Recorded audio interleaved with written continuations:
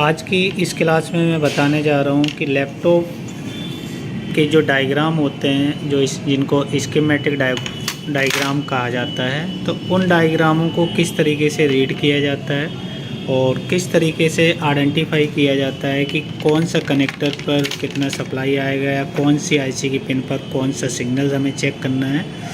तो स्कीमेटिक आपको तभी समझ में आएगा जब आपको इसका सर्किट डायग्राम यदि आपने पढ़ा हुआ है। जैसे कि चार्जिंग सेक्शन होता है, तो चार्जिंग सेक्शन को जो इनपुट वोल्टेज होती है जो डीसी जैक से होकर 19 वोल्ट बोर्ड में हमारी जाती है, तो वो सबसे पहले कहाँ पर जाएगा, किस मॉसफेट पर जाएगा, या चार्जिंग आईसी की क्या रिक्वायरमेंट है, तो वो उस रिक्वायरमेंट को समझने के लिए हमें स्कीमेटिक की ज़रूरत पड़ती है। तो स्कीमेटिक की हेल्प से हम ये आइडेंटिफाई कर सकते हैं कि हमारी जो सप्लाई है वो किस तरीके से बोर्ड में ट्रैवलिंग हो रही है और कहाँ कहाँ पर हमारी जा रही है। तो स्कीमेटिक बेसिकली मदरबोर्ड में जब हमें आईसी साइड में हमें वर्क करना पड़ता है तो हमें स्कीमेटिक की ज़रूरत पड़ती है, क्योंकि मॉसफेट का जो कॉन्सेप्ट होता है वो तो हम बिना स्कीमेटिक डायग्राम के भी हम बोर्ड में आइडेंटिफाई कर सकते हैं। लेकिन जब हमें आईसी साइड पे काम करना होता है, जैसे कि चार्जिंग आईसी है, उसे काम करने के लिए डीसी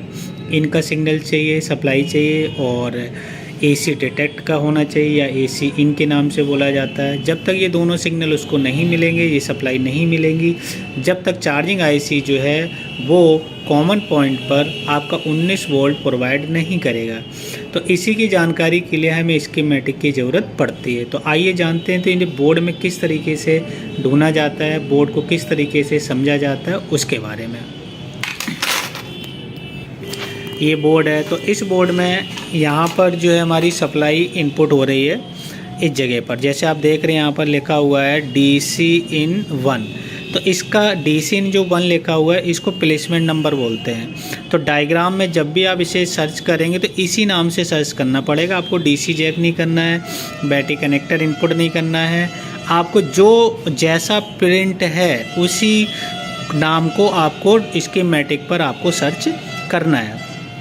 जैसे DC-in-1, अब मान लीजिए मुझे ये जो पिनें हैं इनमें कौन सी पिन पर 19 वोल्ट हमारा इनपुट होता है, तो वो हमें कैसे पता चलेगा? तो वो हमें पता चलेगा स्कीमेटिक डायग्राम में। ये नंबर, ये जो प्रिंट है हमारा, जो प्लेसमेंट नंबर प्रिंट है, इसी से हमें आइडेंटिफाई करना होगा, इसी से हमें ढूंढना होगा। तो जैसे कि यहाँ पर प्रिंट है DC-in-1, तो इसको हम स्कीमेटिक पे सर्च करते हैं। जैसे हम स्कीमेटिक पे इसे सर्च करते हैं DC-in-1, तो सर्च करते ही इंटर करेंगे, तो इंटर करते ही जैसे आप देख रहे हैं, तो यहाँ पर DC-in हमारा आ चुका है। तो इसमें बताया जा रहा है कि पिन नंबर 1 जो हमारा एडेप्टर होता है यहाँ दिखा रहा है, आईडी के लिए होता है हमारा। पिन नंबर 2 और 3 ये दोनों ग्राउंड है इसका, और 4 और 5 जो हमारी 19 वोल्ट यहाँ से ट्रैवलिंग हो रही है, और ये जा रही है हमारी यू मतलब मॉसफेट नंबर 1 पे। यदि आपने डायग्राम पढ़ा होगा तो जिसपे डायरेक्ट सप्लाई जाती है उसको बोलते हैं मॉसफेट नंबर 1। ये 19 वोल्ट लेगा और यही 19 वोल्ट हमारे यहाँ से आगे भेज देगा। अब यहाँ ध्यान रखना है कि ये इसका जैसे यदि ये मॉसफेट हमारा जल जाता है बोर्ड पर, तो लेकिन हमें नंबर पता नहीं चलता, तो स्कीमेटिक डायग्राम से हम नंबर पता कर सकते हैं। जैसे कि इस मॉसफेट का जो नंबर है वो हमारा ये नंबर है। अब AD प्लस का मतलब होता है DC-in, वेन, पावर SRC या कॉमन पॉइंट की 19 वोल्ट। अब ये सप्लाई जो है हमारी जहाँ कहीं भी ये चीज़ प्रिंट होगी, तो इसका मतलब ये रहेगा कि हमारे जो बोर्ड है उसमें 19 वोल्ट उस जगह पर हमारा मिलेगा। जैसे इसके बाद ये सप्लाई जो है हमारी कहाँ पर आ रही है, इस जगह पर आ रही है। मतलब ये हुआ कि वहाँ से जो 19 वोल्ट हमारी ट्रैवलिंग हुई है वो यहाँ से होते हुए यहाँ पर जाएगी। इसके बाद ये वोल्टेज यहाँ से आउट हो जाएगी। ये जो हमारा लगा हुआ है R18, तो R18 क्या है, ये इसका common point, DC bat, common common point या बैटरी, DC आउट या फिर पावर SR से इस तरीके से प्रिंट होता है। तो इसी को कॉमन पॉइंट बोला जाता है, जहाँ से बोर्ड में 19 वोल्ट ट्रैवलिंग होगी। जितने भी सेक्शन है उन सभी सेक्शन को यहीं से हमारी 19 वोल्ट जाएगी। तो इसमें जितना भी हमारा ये दिया हुआ है, तो इसी के अकॉर्डिंग हमें डायग्राम को रीड करना पड़ता है। अब यहाँ पर जो आप देख रहे हैं, अब इस जगह पर जैसे डीसी बैट आउट लिखा हुआ और यहाँ पर भी डीसी बैट आउट लिखा है, तो इसका मतलब ये हुआ कि जो 19 वोल्ट यहाँ पर मिलेगी वही 19 वोल्ट आपको यहाँ से मिलेगी। तो इसका रास्ता यहाँ से ज्वाइंट है, मतलब इसका जो ट्रैक है वो इस तरीके से ज्वाइंट है कि 19 वोल्ट यहाँ पर मिलेगी। ये चीज़ आपको ध्यान रखना पड़ेगी, जो चीज़ सेम लिखा हुआ है जहाँ कहीं भी मॉसफेट के वो वैसा दिख रहा है तो समझो वो लाइन वहाँ से कनेक्टिविटी में है। अब इसी तरीके से अब जैसे कि ये जो सप्लाई है हमारी 19 वोल्ट जो भी हमारी जा रही है, अब ये क्या है, ये इसका चार्जिंग सेक्शन है। तो यहाँ पर देखिए BT प्लस लिखा हुआ है, तो BT प्लस का मतलब होता है बैटरी का प्लस पॉइंट, तो ये बैटरी के प्लस पॉइंट पर जाएंगे। अब जब लाइट चली जाती है तो ये बैटरी वाली जो लाइन को रिवर्स किया जाता है, तो रिवर्स करने के लिए अब BT यहाँ भी लिखा हुआ है प्लस और BT यहाँ भी लिखा है, तो इसका मतलब है ये वाली लाइन यहाँ से कनेक्ट है, यहाँ से बैटरी चार्ज हो रही होगी और यही लाइन हमारी इस वाले मॉसफेट पे जाती है जिसको बोलते हैं डिस्चार्ज मॉसफेट। ये मॉसफेट जब काम करता है जब हमारे बैटरी मिलकर वर्क होने लगता है, तो बैटरी वाली लाइन को लेके ये कॉमन पॉइंट से ज्वाइन कर देता है जिससे हमारा पूरा लैपटॉप काम करने लगता है।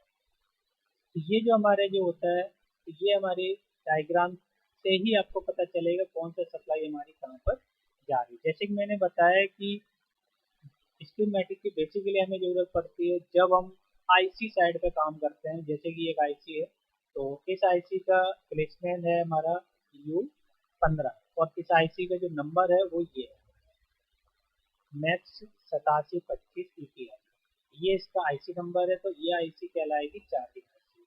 जैसे कि मैंने बताया कि स्कीमेटिक आपको डायग्राम आपको तभी समझ में आएंगे जब आपको ये पता होगा कि आईसी की काम करने के लिए एक चीज़ की रिक्वायरमेंट होती है और वो रिक्वायरमेंट आपको पता होना चाहिए। जैसे कि हम चार्जिंग आईसी की बात करते हैं, तो चार्जिंग आईसी में काम करने के लिए चार्जिंग आईसी को सबसे पहले हमें जो चाहिए होता है वो होता है हमारा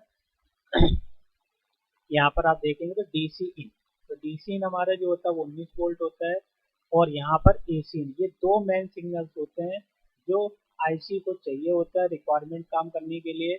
उसके बाद जब आईसी पूरा काम करने लगती है तो एक return signal AC okay AC इन के नाम से रिटर्न सिग्नल आईओ को भेजता है। आईओ को जाके ये बताता है कि भाई चार्जिंग सेक्शन आपका पूरा काम कर चुका है, आगे के स्टेज को ऑन कराएं। अब ये चीज आपको तभी आपको पता चलेगा जब आपको स्कीमेटिक, क्योंकि इतनी सारी आईसियाँ होती हैं तो हर किसी की आईसी का नंबर आप याद नहीं कर सकते, तो इसीलिए हमें इनकी जरूरत पड़ती है। तो अब ये चीज आप बोर्ड पे देखेंगे तो बोर्ड पे आपको जो उसका मार्क मिलेगा वो आपको मिलेगा U15। तो U15 जो आईसी है हमारी बोर्ड में, जैसे कि मैं बोर्ड में दिखा देता हूँ आपको। तो यहाँ पर आप देख रहे हैं जैसे मैंने इसको डीसी इन के नाम से हमने सर्च किया था, तो यहाँ पर आप देख रहे हैं इसकी जो चार्जिंग आईसी है, यहाँ पर जो आपका रजिस्टर लगा हुआ है ये वाला, जैसे आप देख रहे हो R18, तो ये वही रजिस्टर है कॉमन पॉइंट वाला। उसके बाद यहाँ पर आप देख रहे हैं एक आईसी है, तो यही इसकी चार्जिंग आईसी है। तो जैसे आप देख रहे हो इसका प्लेसमेंट नंबर क्या है हमारा U15। U15 का मतलब ये हुआ है कि हमारी जो हम आईसी का जो डाटा रीड कर रहे हैं वो यही आईसी है। तो इस आईसी की जो रिक्वायरमेंट है, जैसे कि यहाँ पर आप देख पा रहे हो, तो ये जो अभी मैंने आपको दिखाया यहाँ पर डीसी एक नंबर पिन पे इसको 19 वोल्ट मिलना चाहिए, ठीक है। एक नंबर पिन पे इसको 19 वोल्ट आना चाहिए। अब ये 19 वोल्ट कहाँ से आएगा, उसके लिए जैसे मैंने अभी आपको बताया था कि इसका जो रास्ता है देखो यहाँ एडी क्या होता है हमारा एडाप्टर, मतलब 19 वोल्ट से यहाँ पर D29 का एक डायोड लगा होगा, यहाँ से होके इसको जो सप्लाई है वो आपकी इसके पिन नंबर 1 पे आएगा। और दूसरी जो सप्लाई है वो हमारी AC इन है। तो AC इन आप देख रहे हैं यहाँ से होता हुआ ये आप देख रहे हैं यहाँ पर इस जगह पर, तो ये वोल्टेज डिवाइडर रजिस्टर लगा हुआ है। तो ये हमारा R1 है, ये R2 है, इसका कैलकुलेशन किया जाता है। कैलकुलेशन करने के बाद यहाँ पर वोल्टेज बनती है, जो वोल्टेज यहाँ बनती है वही वोल्टेज यहाँ पर मिलनी चाहिए। यदि ये वोल्टेज यहाँ नहीं मिलती है तो इस कंडीशन में आपको कॉमन पॉइंट पर या पावर SRC पर 19 वोल्ट आपका नहीं मिलेगा। तो यहाँ पर ये रजिस्टर बहुत ज़्यादा ख़राब होते हैं, इन्हें वोल्टेज डिवाइडर बोला जाता है। इनमें कैलकुलेशन करने के बाद यहाँ पर हमें वोल्टेज जो मिलती है या 3.2, 3.0 3 ऐसे अलग अलग वोल्टेज। यदि वो वोल्टेज जो आपने कैलकुलेट करके निकाला हुआ है वो वोल्टेज यहाँ नहीं बन रही है तो इसका मतलब इन दोनों में से कोई एक रजिस्टर ख़राब है। जैसे कि मैंने अभी आपको बताया ये AD तो मतलब R1 को 19 वोल्ट इनपुट होगा। ये एक बोर्ड है। अब मान लीजिए इसमें मुझे ढूंढना है कि इसमें हमारा कौन सा सेक्शन है। मान लीजिए ये वाली कॉइल जो है वो हमारी किसके लिए काम कर रही है, कौन सा सेक्शन है ये।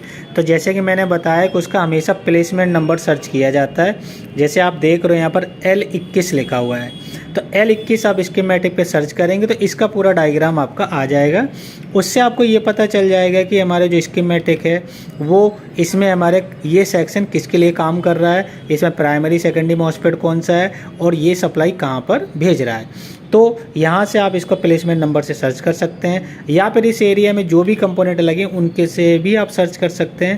कि जैसे ज़्यादातर लोग कॉइल से ही उसको सर्च किया जाता है, जैसे कि L21। तो L21 सर्च किया हमने, आपको इंटर करते हुए जाना है, जब तक इंटर करना जब तक आपको कॉइल ना मिल जाए। जैसे आपको देखिए यहाँ पर कॉइल मिल गई है तो इसका मतलब ये हुआ। अब इसके आगे आप देखेंगे, ये देखिए यहाँ पर आपको 5 वोल्ट दिखा रहा है तो इसका मतलब ये हुआ LDO सेक्शन है, 3-5 सेक्शन का मॉसफेट है। ये वाली कॉइल हमारी जो है वो 5 वोल्ट बना रही है और ये वाली कॉइल हमारी 3 वोल्ट बनाएगी L20 के नाम से। तो इस तरीके से आप किसी भी स्कीमेटिक को रीड कर सकते हो। और ये इसकी आईसी है। जैसे आईसी की रिक्वायरमेंट जैसे मैंने बताया था कि 3-5 आईसी को काम करने के लिए सबसे पहले विन सप्लाई चाहिए होती है, जो इस आईसी के पिन नंबर U37 जो प्लेसमेंट नंबर की आईसी होगी, और ये इसका आईसी का नंबर है और ये इसका प्लेसमेंट नंबर। ये प्लेसमेंट नंबर नहीं होता है, ये हमारा जैसे आईसी नंबर बोलते हैं, इसको प्लेसमेंट नंबर मतलब बोर्ड पे जो मार्क दिया जाता है वो इससे गुना जाता है। तो इस आईसी का जो रिक्वायरमेंट हुआ वो क्या हुआ, 22 नंबर को 19 वोल्ट आना चाहिए। देखिए क्या लिखा हुआ, डीसी बैट आउट। तो डीसी बैट का मतलब होता है ये कॉमन कॉन्सिक्वेंट है, मतलब डायरेक्ट 19 वोल्ट आएगा इसको। अब 3-5 सेक्शन को काम करने के लिए, एलडीओ को काम करने के लिए, यदि आप पहले इसको डायग्राम को पढ़ना पड़ेगा तभी आपको ये समझ में आएगा कि पहले नंबर पे इसकी विन सप्लाई चेक होती है, दूसरे नंबर पे इसका एलडीओ सप्लाई चेक होती है। 19 नंबर 20 नंबर पे 3 वोल्ट और 5 वोल्ट बनेगा, फिर इसको अनेबल आएगा, फिर जाके हमारी सप्लाई बनेगी। सप्लाई बनने के बाद पावर ग्रिड जनरेट होता है। अब पावर ग्रिड कौन से पिन से आउट होगा, अनेबल किस पे आएगा, तो ये सारी चीजें हमें स्कीमेटिक से ही पता चलता है। तो इस प्रकार से आप किसी भी मदरबोर्ड का स्कीमेटिक डायग्राम रीड कर सकते हैं। इस प्रकार से आप उसको पढ़ सकते हैं और इस तरीके से आप उसके डायग्राम को एनालाइज कर सकते हैं। लेकिन ये डायग्राम आपको तभी समझ में आएगा जब उसका फंडामेंटल आपको क्लियर होगा, बेसिक जानकारी होगी। तो बेसिक जानकारी का मतलब ये होता है कि पहले आपको उसको पढ़ाया जाता है, आप कहीं भी ट्रेनिंग करते हैं या सीखते हैं तो वहाँ पर इसके बारे में पूरी जानकारी आपको दी जाती है कि एलडीओ को काम करने के लिए किन किन चीज़ों की हमें ज़रूरत पड़ती है। तो इस वीडियो में आपको स्कीमेटिक किस तरीके से पढ़ते हैं उसके बारे में आपको जानकारी मिली। Thank you.